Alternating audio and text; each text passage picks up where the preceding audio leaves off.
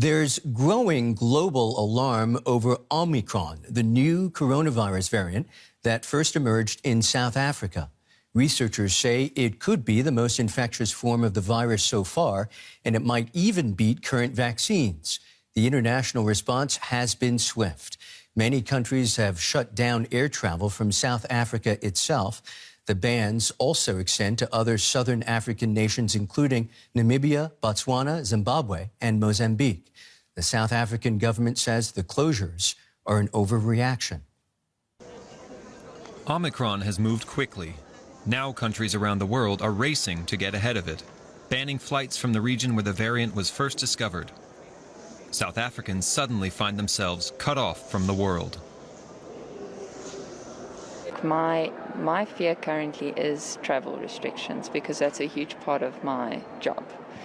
So for me, it's the implications this is going to have, to move around for work. It's really concerning, and the fact that at the moment, the vaccines that are on the market, nobody knows if actually they're going to be effective against this variant or not. It's really worrying for me. Since the UK announced its travel ban, many other countries have followed suit. South Africa's government says they acted too quickly. The reaction of some of countries in terms of imposing travel bans and such measures are completely against the norms and standards as guided by the World Health Organization. The UK simply went ahead and imposed the restrictions without even engaging us. So that was basically a unilateral action. As quickly as the travel restrictions were announced, they are more likely to slow down rather than completely stop the spread of Omicron.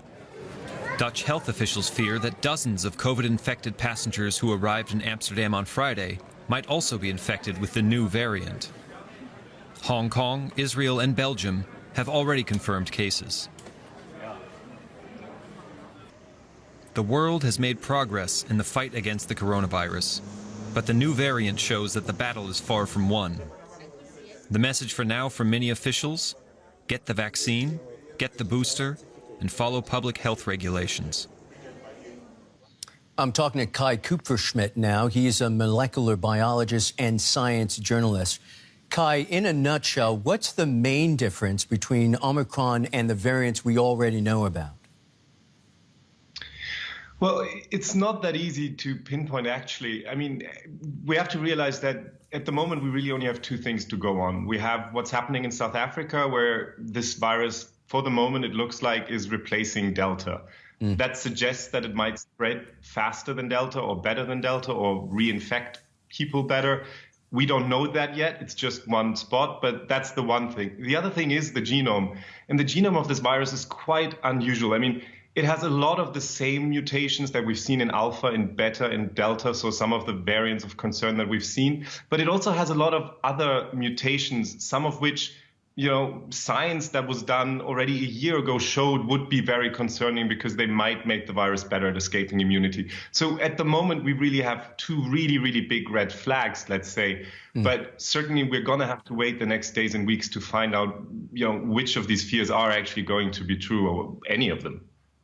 We still have a lot more to learn, clearly, but let me ask you this. Is it likely that Omicron's roots are, in fact, in South Africa, or is it more likely that the South Africans test more and therefore have discovered now for a second time a new variant? Well, South Africa clearly is the country on that continent that tests the most widely. It has a very good surveillance network, and I think the South African scientists have done outstanding work here. And they went public very early with this when they had just 100 genomes, because they knew that it was very important in this situation to get the news out fast so that people could prepare for what might come. But, travel restrictions, what's happening at the moment, we can't be 100% certain that this came from South Africa. Certainly, you would expect it to maybe be in neighboring countries. The virus was also picked up in Botswana. which is why some of the travel restrictions have targeted a broader area. But travel restrictions come at a high cost, and most importantly, they do create a disincentive for countries to even announce or even look for new variants. So we have to be very careful with this. We are not going to be able to stop this virus with travel restrictions. I think that's very clear. We might be able to slow it down. You can make the case for these travel restrictions, but then we really should be using the time that we gain with these travel restrictions to do something. And at the moment, frankly, I don't really see what we're doing when we're not even in Germany, for instance, doing what it takes to combat the virus in our own borders. Kai, we've already seen vaccination breakthroughs with the Delta variant. Could vaccines be even less effective with Omicron, and to what extent? Okay, so at the current point, I think it's speculation. If you look at the genome, there clearly are signs that are very concerning. And the experts that I've talked to that have looked at, antibody neutralization from different viruses all suspect that this virus might be a little bit more difficult for vaccine-induced immunity or natural immunity to combat. That doesn't mean it's not a black and white thing. It doesn't mean that immunity suddenly goes away. But there is a big chance, I would say, that we will find out that the vaccines are slightly less effective against this variant. But we're going to have to wait for the experiments to be done. That takes 1 or 2 weeks. So hopefully in 2 weeks we will know this. But certainly we have to prepare for the possibility. And even if it's not true for this variant, we have to prepare for the possibility that other variants will come, and it will happen sooner or later. We have to leave it there, I'm afraid. We could talk to you all day. Molecular biologist and journalist Kai Kupferschmidt, many, many thanks. Thank you. Let's bring in DW correspondent Adrian Krisch in Cape Town. Adrian, more and more countries are banning travel from South Africa. How concerned is the government by this? Well, the government here is also concerned, Michael. The president, Cyril Ramaphosa, announced that there will be a National Corona Council meeting on Sunday, so possibly more restrictions within South Africa are also on the table. You have to recall that in the past weeks, the numbers of new infections were very low here, so life got almost back to normal, I would say. Earlier this month, there were new infections rates of about 100 a day. In the past days, it went up significantly, though, to above 2,500 new infections a day, and scientists here are saying this is the start of the fourth wave in South Africa. If it is driven by the new variant is not clear. It's also not clear how bad it is going to be. Some are arguing it might be not that bad because it's summer here at the moment. But what is quite clear also is that South Africa can't really count on its vaccination program because of very low vaccination rates here. Less than 25% of South Africans are vaccinated. There's massive vaccine hesitancy here.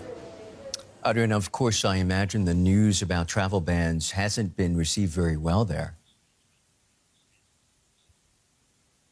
No, absolutely. Especially amongst the scientists who discovered this new variant. One of the leading researchers basically said the world should show solidarity instead of isolating these countries now. I mean, here in South Africa and also globally, they're praised for their transparency, but now many people here have the feeling they're getting punished for that. And another scientist even argued, even said it is naive to believe that these travel bans can really stop the virus from spreading. According to him, if there's anything that this pandemic has shown is that the virus will still continue to spread and to travel with its variants. Unless you're an island, you will not be able to stop it. And of course, this will have massive consequences for the South African economy. And many people here feel it's like a déjà vu of sort of what happened about a year ago when the Beta variant was discovered here in South Africa by South African scientists. Although up until now, it is not clear if it really originated here, but the consequences were harsh. We saw back then also travel bans from many countries. The tourist arrivals went down. It has had a massive impact on the economy, and this is very likely what we're going to see again now. The tourism sector will suffer a lot here just when the season has started again. Yesterday I went to a local tourist market here where people are selling souvenirs, and the sellers there are devastated. One man told me he doesn't know how to put food on the table for his kids if no tourists are coming. Deja vu for South Africa. That's DW's Adrian Krisch in Cape Town. Many thanks. Here's some other developments in the pandemic. The Netherlands has again tightened restrictions. Bars, restaurants, and non-essential shops must close by 5 p.m. Canada is to criminalize anti-vaccination protests outside hospitals and clinics. The crackdown comes after medical staff were harassed at work. And U.S. drug maker Merck has admitted its new COVID-19 pill is less effective than early trials indicated. The treatment has a 30% chance of preventing hospitalization or death.